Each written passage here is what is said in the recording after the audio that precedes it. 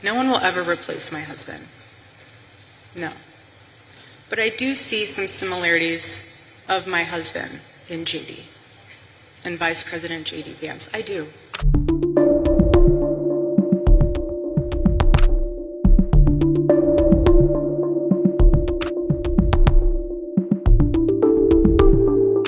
A body language expert has claimed that J.D. Vance and Erika Kirk were merely sharing a, quote, moment of emotional vulnerability after critics accused the pair of being, quote, inappropriate during an onstage embrace.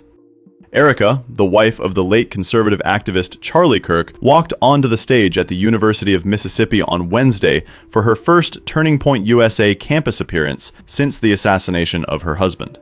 After speaking about how she lost her, quote, best friend when Charlie was killed, the mother of two introduced Vice President J.D. Vance to the stage. The pair tightly embraced, and Erika grasped the back of Vance's head before departing the stage. The moment quickly went viral online, with critics describing the greeting as, quote, disgusting. A profile shared their pictures from the event, showing Erika Kirk placing her hand at the back of Vance's head during the hug, and wrote, Erika Kirk, J.D. Vance, October 29, 2025, TPUSA event on the Ole Miss campus. The hug, quote. What do you see between Erika Kirk and J.D. Vance? Another person asked. Many pointed out the hand on his hair during the picture and brought Vance's wife, Usha, into the conversation. Ole Miss, I got a question. Are you ready?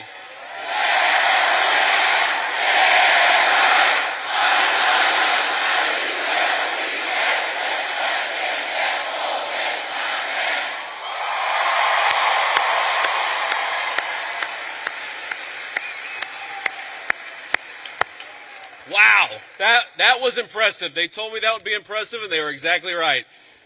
So let me say a few words of thank you first to my dear friend and the widow of my dear friend Charlie Kirk. Erika, you have been such an amazing inspiration to the entire country. How much do we love Erika Kirk? She's done a hell of a job.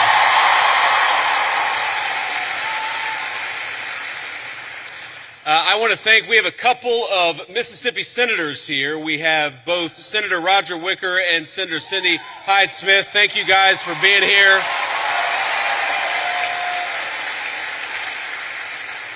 We have the governor of Mississippi with us. We got an all-star crowd here. Governor, thank you for being here.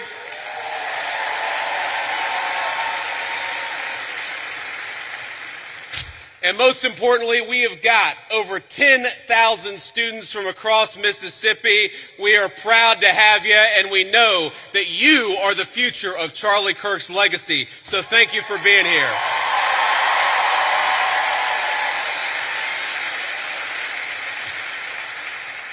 You know, I got this whole speech written, and I'm not going to deliver any of what I had written. I'm just going to speak from the heart, because that's what Charlie would so often do. And you know, when I think about what we lost 6 weeks ago, it feels like forever ago when I was in a meeting in the West Wing and one of my staff members came in and said that Charlie had been shot. And then I looked at my phone and I saw all the text messages and realized that my dear friend had been very seriously injured. Now, in the West Wing at that time, we actually thought that Charlie had a chance. We didn't know that he was eventually going to pass away. There were initial reports from the medical team that maybe things were going okay. And of course, eventually Charlie took his last breath and went home to be with his Lord and Savior.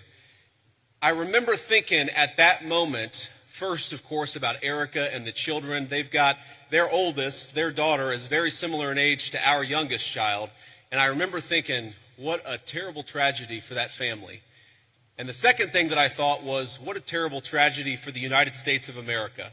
Because Charlie wasn't just a political figure. He wasn't just a guy who went around campus and said very interesting things and hosted all of these debates. He was a person who, particularly to the young people of this country, to all of you, he had the very best advice. And I think that's the most important way for me to honor Charlie, which is to repeat that advice, something I found true in my own life. Charlie wanted all of you, whatever life path you chose, whatever career you chose, whatever you ultimately did for a living, Charlie wanted you more than anything to invest in the things that were worth having, to build a life that was worth building. And that started, the most important advice he ever gave you was fall in love, get married, and start a family. And I can't honor Charlie without repeating that most important advice.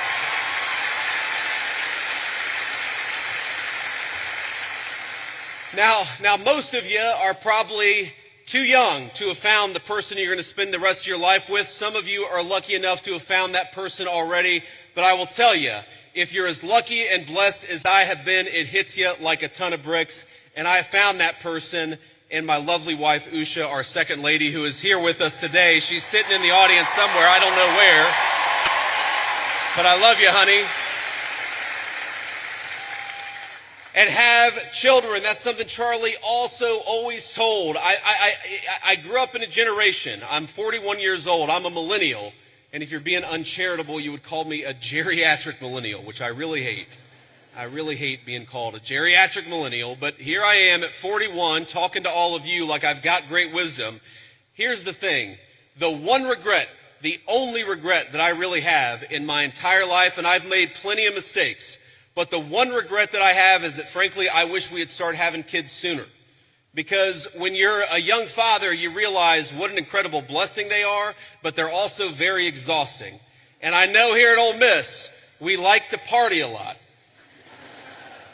And I know at Ole Miss, occasionally some of you will have a few drinks on a Friday or Saturday, or hopefully not a Tuesday night, but I'm sure that happens from time to time here in SEC country.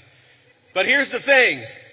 When you go out until 3 in the morning and wake up at 6 a.m. for class, the thing that I have learned in my old age is that incredible energy, God actually meant it for another purpose, and that purpose was to help take care of a family. So while you're young, have those babies if you're able to. That's something Charlie said all the time.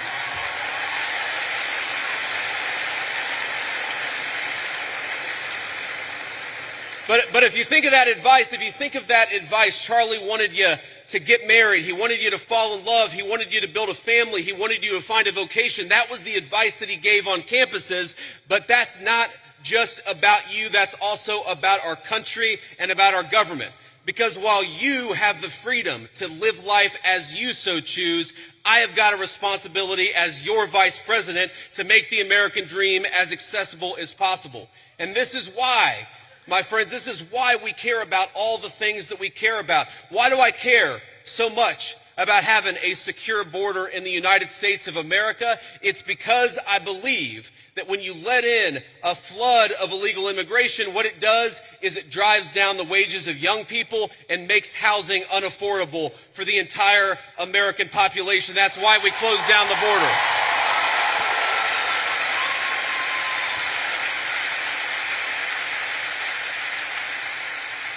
The left will say our immigration policy is about hating immigration, hating immigrants. We don't hate anybody. We love our fellow citizens. And because we want them to have the American dream, we shut that border down the very first day that Donald J. Trump was the President of the United States.